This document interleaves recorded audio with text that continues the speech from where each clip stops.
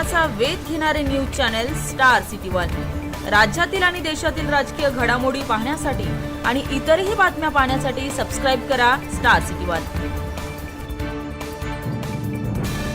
या ठिकाणी काल जे मतदान झालं आपल्या कल्याण लोकसभा मतदारसंघामध्ये, तेव्हा अगदी मोठमोठ्या चॅनलवरून बातम्या आल्या आणि आपण दिवसभर पाहत होतो त्या ठिकाणी की काहीतरी गडबड लफडा त्या निवडणूक आयोगाच्या माध्यमातून चालू आहे। संध्याकाळी 4च्या दरम्यान आपण उद्धव ठाकरेंची त्या ठिकाणी पत्रकार परिषद बघितली आणि उद्धव ठाकरेंनी सांगितलं की हे जे निवडणूक आयोगाचं काम आहे हे थोडंसं त्या ठिकाणी मनमानी कारभाराचं आहे आणि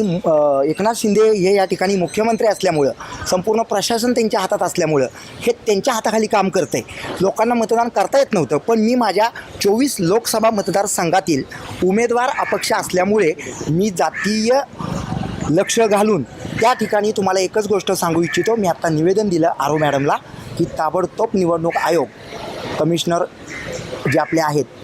आयुक्त, त्यांना सांगा की अभिजित बिचुकलेंचं त्या ठिकाणी सूचना आहे, विनंती आहे की या मतदारसंघामध्ये 80,000 मतदारांची नावं जर तुम्ही गुप्त केली असतील तर एका माणसाचं नाव जरी झालं तरी लोकहिताला बाधा येते आणि 80,000 नावं झालेली आहेत। जसं उद्धव ठाकरे म्हणाले की हे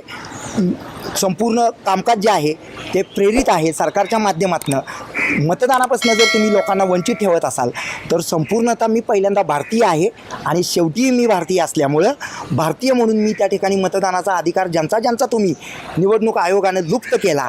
लपून ठेवला, भानगडीत त्या ठिकाणी त्यांना वंचित ठेवलं, ह्या लोकांसाठी मी ही निवडणूक प्रक्रिया 24 लोकसभा मतदारसंघ कल्याणमध्ये पुन्हा